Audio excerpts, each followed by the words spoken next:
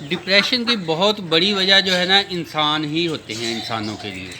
اب جو بیچارے حساس لوگ ہوتے ہیں نا، بیچارے حساس لوگ، وہ ڈپریشن لیتے رہتے ہیں۔ جو سخت کٹھور دل ہوتے ہیں، بااختیار ہوتے ہیں، وہ ظلم کرتے رہتے ہیں۔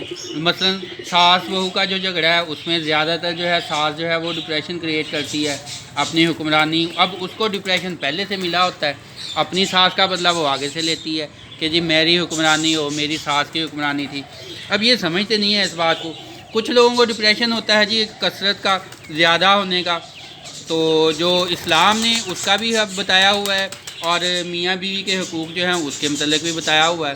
سب سے زیادہ اسلام نے کہا ہے کہ وہی لوگ اچھے ہیں جن کو، جو مرد وہ اچھے ہیں جو بیویوں کے لیے بہتر ہیں، اچھے حق میں بہتر ہیں، اور عورتیں وہ اچھی ہیں جو کہ مردوں کے حق میں بہتر ہے۔ کیا وجہ؟ آپس میں محبت پیار رہے، ایک دوسرے کے لیے بناؤ سنگار کریں، تاکہ ایک دوسرے کے لیے ڈپریشن کا باعث نہ بنے، خوشی کا، سکون کا باعث بنے۔ پھر اسلام نے کہا ہے جی صبر شکر کرنا، مشکل مصیبت آئے، پریشانی ہوئے، اس کے اوپر صبر کریں، جو نعمتیں ہیں ان کے اوپر شکر کریں۔ کیا وجہ؟ ڈپریشن سے بچے رہیں گے۔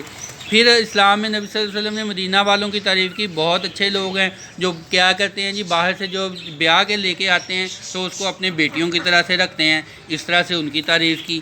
کیا وجہ؟ کہ ڈپریشن سے بچے رہیں۔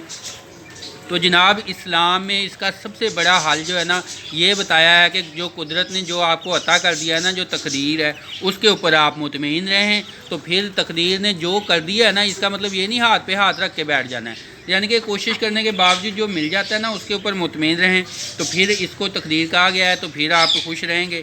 اور بس سورۃ الناس جو ہے نا، سورۃ الفلق جو ہے، اس میں یہ وسوسوں سے جان چھڑانے کے لیے وہ نازل کی گئی ہے کہ وسوسے دل میں آتے ہیں، میرے پاس تھوڑا ہے، میرے پاس کم ہے، کہیں وہ فلاں مصیبت نہ آ جائے، کہیں فلاں پریشانی نہ آ جائے، فلاں کا خوف، فلاں کا خوف، تو یہ والی ساری چیز، کہیں غربت نہ آ جائے، یہ شیطان کا بڑا وار ہوتا ہے۔ اور احتیاط کوشش کرنی چاہیے، لیکن اس کو سر پہ سوار کر لینا یہ پھر شیطان کا وار ہو جاتا ہے، اور یا کوئی نیگیٹو غلط قدم اٹھا لینا یہ شیطان کا وار ہو جاتا ہے۔ تو جناب یہ والی چیزیں ہیں، کچھ تھوڑی سی باتیں ہیں، اگر آپ ان کو ذہن میں رکھیں گے تو انشاءاللہ آپ ڈپریشن سے بچ جائیں گے۔ ایک ایک چیز جو ہے بڑی قیمتی ہے، بڑی فائدہ مند ہے، تو آپ نے اس کے اوپر خود بھی عمل کرنا ہے، دوسروں کو بھی عمل کروانا ہے۔ اخلاق کے لیے اسلام نے اسی وجہ سے کہا ہے، حقوق العباد کے لیے اسی وجہ سے کہا ہے، میٹھی نظروں سے دیکھنا، میٹھی بولی بولنا، اچھی اخلاق سے پیش آنا، اس کو جو ہے صدقہ کہا گیا ہے۔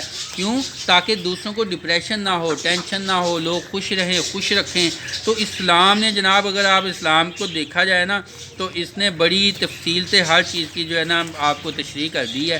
اور نماز، روزہ، حج، زکوٰۃ ہی نہیں ہے اس کا مطلب، اس کی دوسری باتیں بھی ہیں۔ اور یہ جو ہم رٹا لگاتے ہیں نا، لا الہ الا انت سبحانک انی کنت من الظالمین، اور دوسری ایسی چیزیں، اس کا مطلب یہ ہے کہ آپ اس کو سمجھیں، سمجھ کے دوسروں کی پر تنقید کرنے کی بجائے، ہر وقت کرنے کی بجائے، خود کو بھی کہیں کہ مجھ سے بھی کوئی غلطی ہوئی ہے، میں بھی گناہ گار ہو سکتا ہوں۔ تو پھر انشاءاللہ جو ہے نا آپ میں اصلاح ہوگی، آپ کے لیے فائدہ مند ہوگا۔